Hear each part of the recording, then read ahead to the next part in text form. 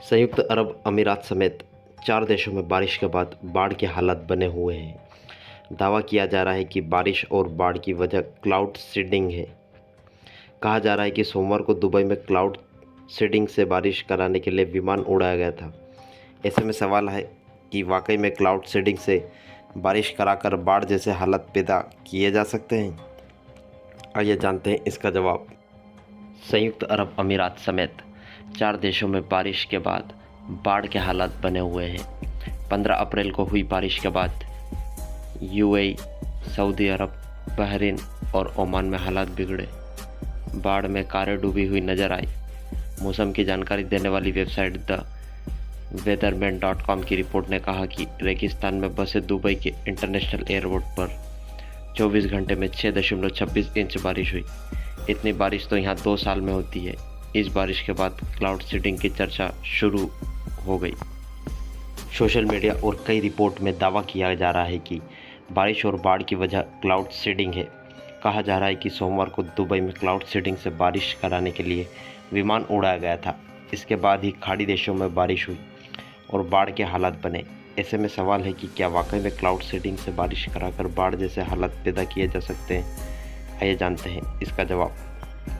जिन जगहों पर प्राकृतिक रूप से बारिश नहीं हो या ज़रूरत से काफ़ी कम होती है, वहाँ कृत्रिम बारिश कराई जाती है।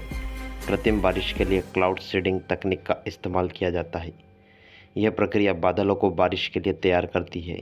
इसके लिए हेलीकॉप्टर या प्लेन उड़ाए जाते हैं जो बादलों में सिल्वर आयोडाइड, पोटेशियम आयोडाइड और ड्राई आइस जैसे रसायन पहुंचाते हैं। इस तरह बादल घिर जाते हैं। बादलों की भाप ठंडी होकर बूंदों के रूप में गिरती है और बारिश होती है। चूँकि इस पर पूरी प्रक्रिया में बादलों को तैयार किया जाता है, इसलिए इसे क्लाउड सीडिंग कहते हैं।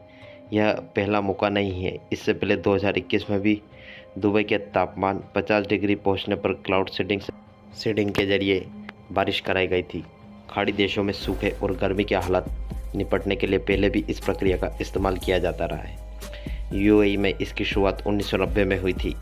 यूएई, चीन, अमेरिका समेत दुनिया के 60 देश इस तरह की बारिश करा चुके हैं।